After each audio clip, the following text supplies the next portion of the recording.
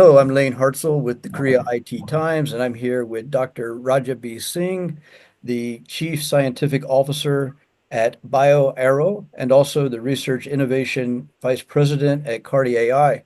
Welcome, Dr. Singh. Nice to see you. Thank you for having me, Lynn.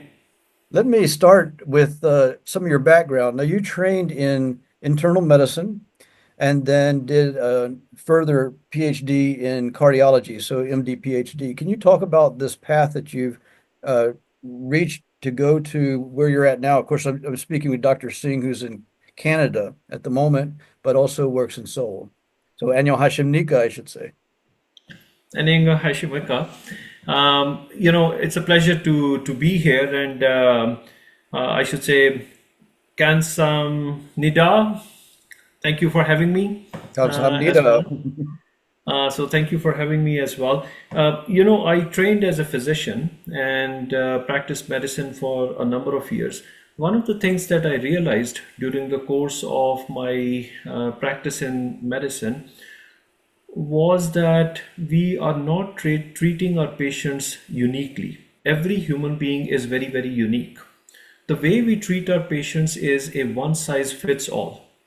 And most of the time, we are using medicines which were discovered maybe, 10, 15, 20 years before the time.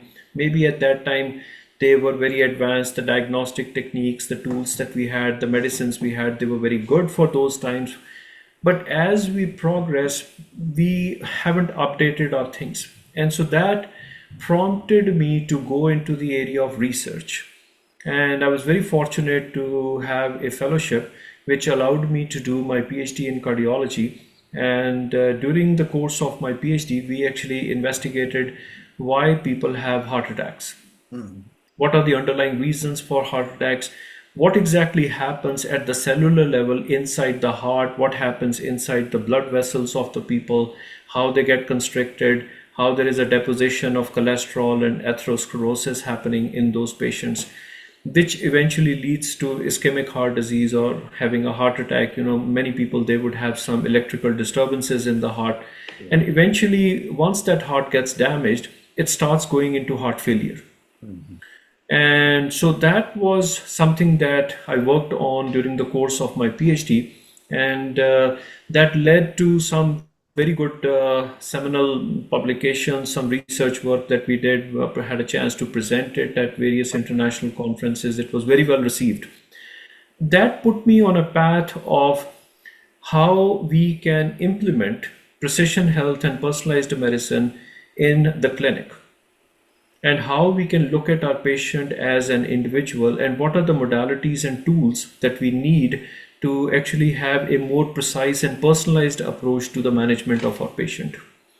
So that has led me to some of the things that I'm doing currently. But yeah, that was my background back in the day. That's how I trained and went into research. In the case of AI, can you just make just some general comments about AI so people that are listening in can understand exactly, trying to get an idea where we are at, where society is at right now, cutting edge AI, and then we can go into the medicine part.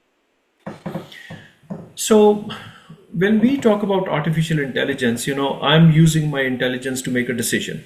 I'm trying to make my use my intelligence to, when I'm looking at a patient, I'll speak about it from the context of a patient or the type of work I do. As a physician, I try to look at the patient, I look at the symptoms of the patient, and I try to make an educated guess and a decision in terms of how that patient should be treated, what is the diagnosis of the patient, how he or she should be treated, what is their family history, what are some of the other tests that we have done, and what is the risk that person carries of certain other diseases or other eventualities in the future. I'm using my intelligence based on the education and the training I've had. When we talk about artificial intelligence, what we have done is we have basically built databases of people with similar diseases, with similar type of symptoms, their family history, and we have fed all of those different multiple parameters for various diseases, whether they are chronic diseases related to the heart, whether they are diseases related to various tumors, cancers, breast cancer, prostate cancer, whatever that might be, inflammatory bowel disease, neurodegenerative diseases, neurocognitive diseases, any of those. What we have done is we have fed those information, those parameters, that information into our machines, our computers. Mhm. And we have written algorithms which basically allow those machines to use that information to make that intelligent decision for us. So that's the easiest way to understand artificial intelligence in terms of what the artificial intelligence is doing. So instead of the human making that decision, the decision is now being made by the machine. Now, in some cases, that might be better because I am doing those things based on my training. I am doing those things based on the information that I have about the patient. And so my decision making process for the diagnosis, for the treatment, for the risk prediction is based on the knowledge I have, the information I have, which may be limited in some cases. Mhm. But the machine is most likely to have a more vast and comprehensive information about that patient from, let's say, electronic health records, electronic medical records, right? So the machine is more likely to be more appropriate in its predictive analysis of what might be happening. So the simplest way to understand artificial intelligence is that based on the information, the data that has been fed into the computer, into the device tries to make an intelligent decision. Got it. So when you're talking about precision medicine, this is what you're getting at. So I go to see the doctor, I go to see you. You do a physical EKG, echocardiogram, and all that, but the machine is able to take all of my background data and the information, crunch that for you, for the physician. So then the physician makes an even a more highly precise diagnosis and treatment, so we're getting into personalized medicine. That's right. That's right. The best way to understand that is that, as we were talking earlier, also, we all have a very unique genetic makeup.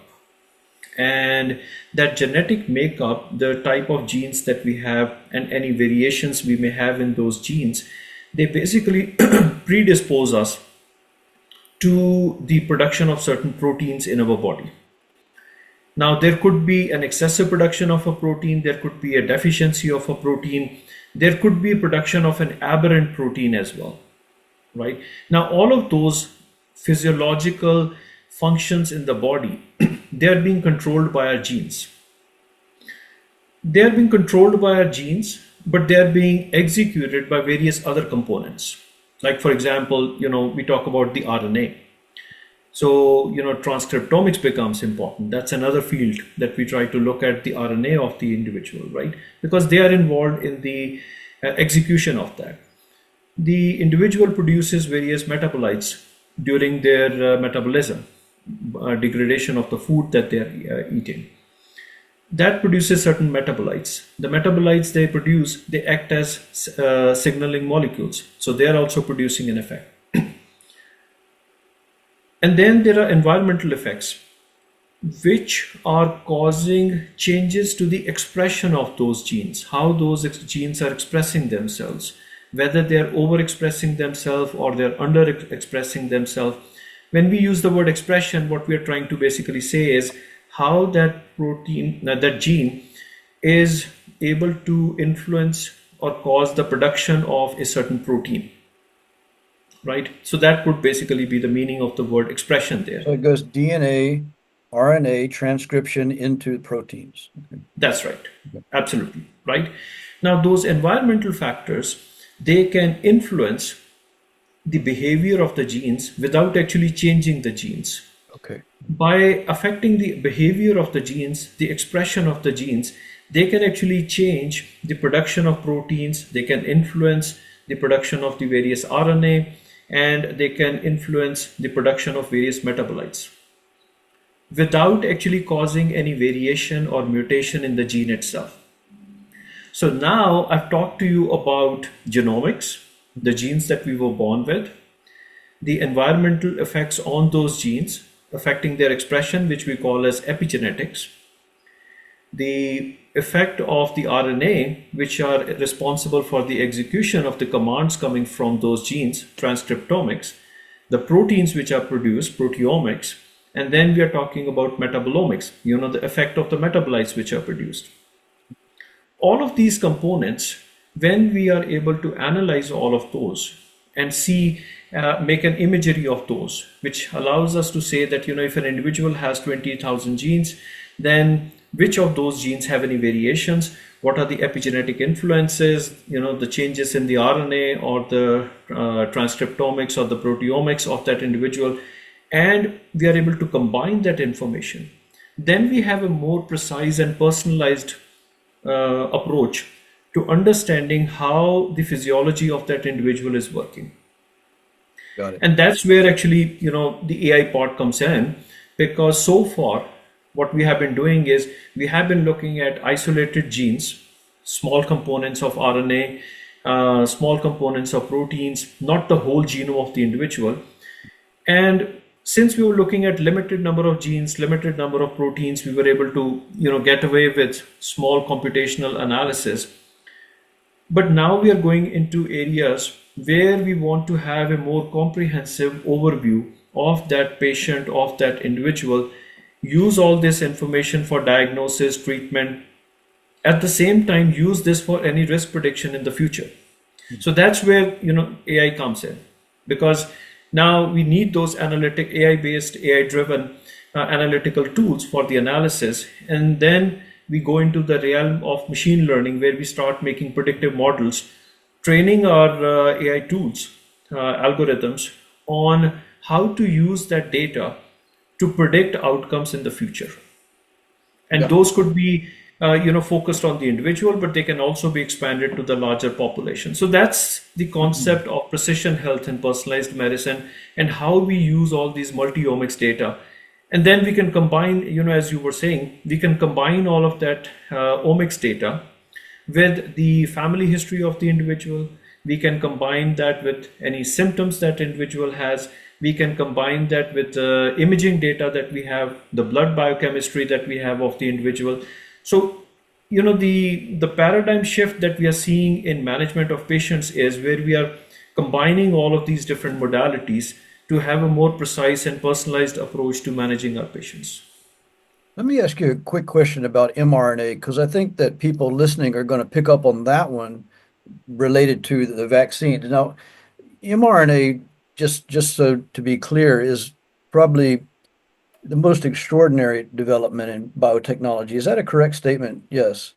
Now, the vaccines, those are issues related to politics and people forced to take vaccines. It's not the direction I want to go. I want to ask you just specifically about this technology. Can you just make a few comments so people can, place this?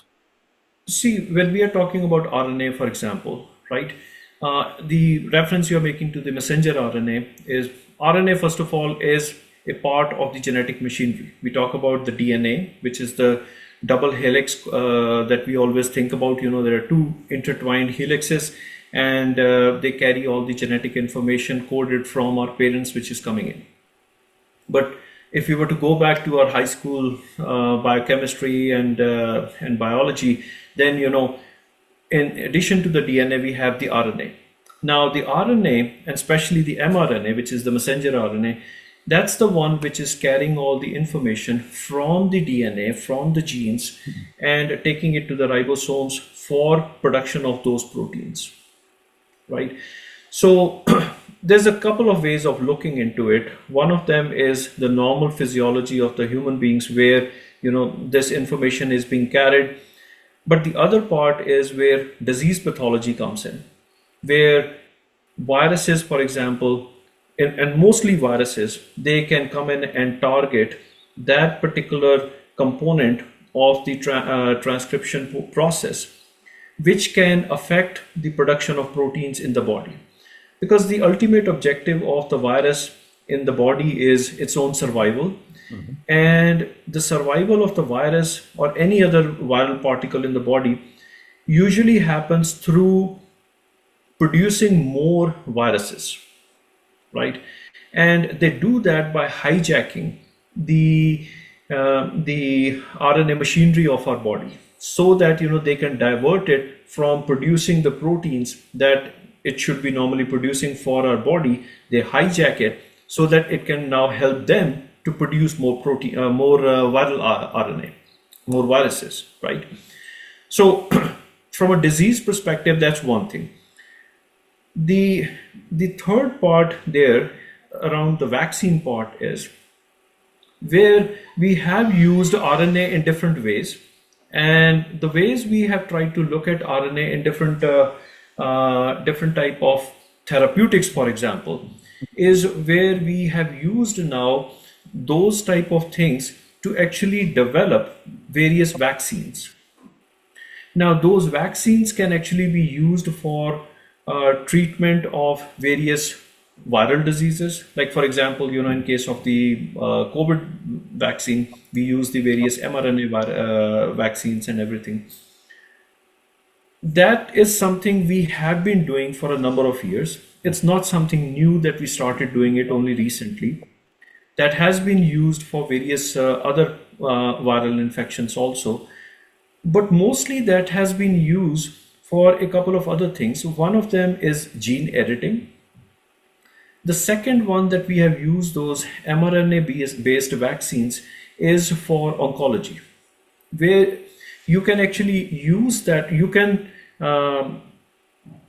introduce sequences of your interest into the RNA through editing, and by introducing sequences of your interest, put them back by using plasmids into the organ, or into the organelle, or the human, and then the human takes that up. Now, the RNA that it has taken up is basically adulterated in a sense. It's not the native RNA of that individual. The way it's adulterated is that you have now edited it by adding some sequences of your interest, with the belief that once that edited RNA goes into the circulation, it will disrupt the production of various tumor cells. So that's how traditionally we have been using various RNA vaccines for cancer. We have been using them for treatment of various viral diseases, and most recently, how we saw in the case of COVID. In the case of, I hope that answers your question. yeah, yeah. In the case of, say, HPV, the Gardasil 9 vaccine, is that mRNA vaccine, Gardasil 9 or HPV? Uh, Gardasil 9, I don't exactly remember that. It's for Uh, HPV. I wondered about that because that was a pretty big development for that particular cancer. But let me move on to your actual production in your business.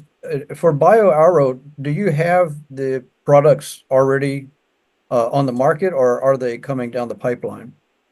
So for BioAero, what we wanted to do was, and I've worked with the universities in the past, and most of my work with the universities has been on building precision health and personalized medicine infrastructure in the academic realm, in the public sector, with hospitals and research institutions. The challenge with that has always been the adoption of some of those techniques and infrastructure for clinical purposes.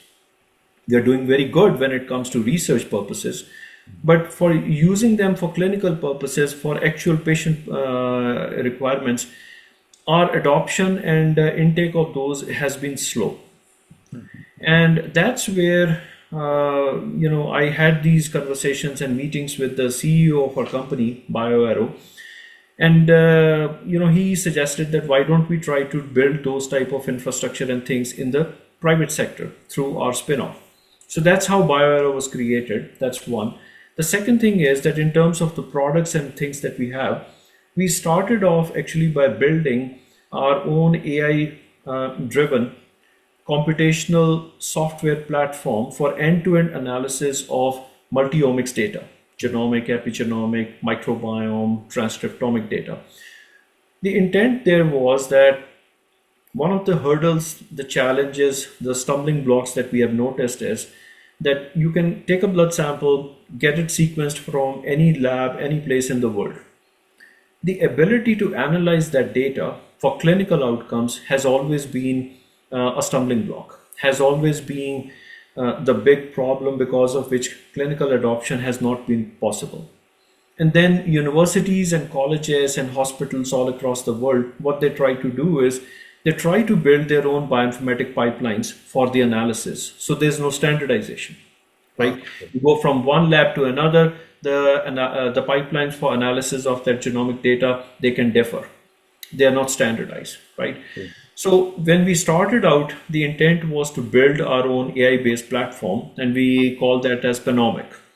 So that software, that AI-based platform is currently available for commercial use. And there are actually clinics and hospitals across the world which have already started to use it.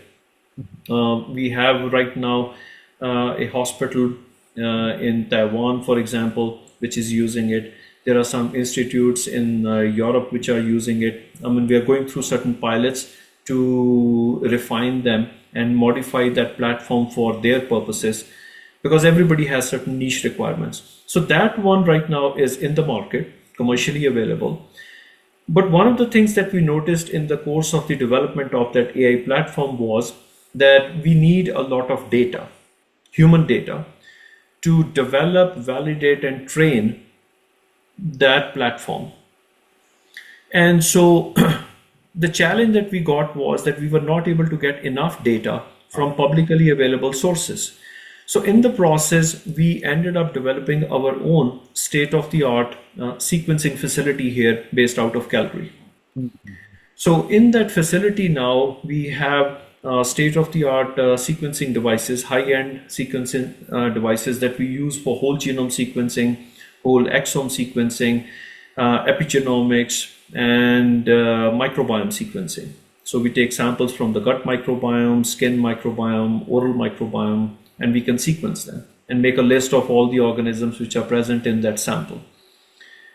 And what that did to us was that it allowed us to actually develop a clinically validated lab, which is now, we have gone through 2 rounds of proficiency testing with the College of American Pathologists for that lab. And so that lab is now able to do clinical genomic sequencing, epigenomic testing, microbiome sequencing for patients, for hospitals, whether it's coming from prostate cancer, breast cancer, other chronic diseases. We have a lot of patients who come to us from various gastroenterology clinics, and they're looking for microbiome sequencing. So those are some of the products which are now in the market, where we are providing them with all the sequencing support to clinics, hospitals, walk-in patients, who would come to us directly, a lot of functional medicine clinics. And the other thing that so these are in the market, but the other thing that we are working on developing right now is that we have started our longevity and healthy aging clinic. Okay. So there we are using all these multi-omics modalities, genomics, epigenomics, microbiome, proteomics, metabolomics. We are using all of these, combining them with more traditional approaches of looking at telomere length and certain other parameters to have a more precise and comprehensive approach to understanding the difference between the chronological age and the biological age of the individual. Right. And then we use this data to make an analysis of how organ-based aging is happening in that individual. Because when we talk about aging in an individual, we forget that the individual is composed of multiple organs. It could be your heart, it could be your kidneys, your skin is your biggest organ, your liver is there, multiple organs, your brain is there, right? All of these are aging at a different rate. Now, the approach we have taken is that we collect biomarker data from all of these organs, combine it with the genomic and the epigenomic and the microbiome data of the individual, and from there we try to make a more comprehensive understanding of the chronological age and the biological age of the individual, and try to make a prediction on how fast that individual is aging. And then more importantly, I can tell somebody how fast they're aging, but the question they're going to ask me, okay, now I know I'm aging slowly or faster, how do I slow it down? Right. How do I improve myself, right? Right. So the data that we generate, it allows us to have a more comprehensive understanding of how that individual is aging and what are the things which are enhancing the aging process, which we should target to make that individual age in a healthy manner. Mm. So those are some products that we have been working on developing. Some of them, as I mentioned, are already in the market. Some of them are ready to be launched in the near future. That's great. I'd like to end up there, but I have one final question. How, as far as speed, because when we think about AI, we're thinking of crunching a lot of information, getting it into useful knowledge, how like say take maybe 10 years, 20 years ago to get the information that you would have available today, add in your system. What kind of time are we talking about? Are we talking about like, days, weeks in the past, and then now what are we looking at? So, for example, I'll give you an example. Probably that will help you get an understanding of the speed and the accuracy that we are talking about here. In earlier times, and I'm not talking about some very prehistoric time, I'm talking about probably just maybe a couple of years back, maybe even less than that. For whole genome sequencing, it wasn't done for clinical purposes. It was only done for academic research purposes, where you analyze the entire genome of the individual, looking at the entire set of 22,000 genes he has or she has. It would take you upwards of 4 to 6 weeks to complete the sequencing, and then maybe another couple of weeks to do the analysis and figure out what type of mutations in which genes exist. And we are just talking about having an understanding of the mutations. We are not talking about how those mutations might be impacting the disease or the risk of that individual, so the clinical annotation, right?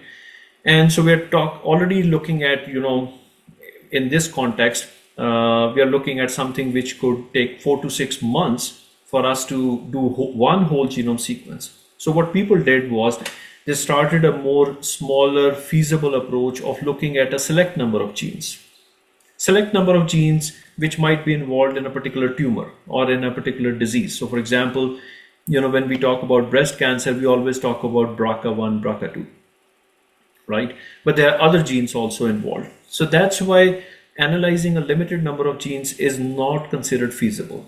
But since the technology was not that advanced, that's the approach we took because we wanted to give an answer to our patients. Now, fast forward to what we have developed. With the AI-driven software that we have developed, Panomic, we are able to complete the analysis of a whole genome sequence raw data in less than 7 hours. Hmm. And we are actually pushing the boundaries of that to under an hour right now, right?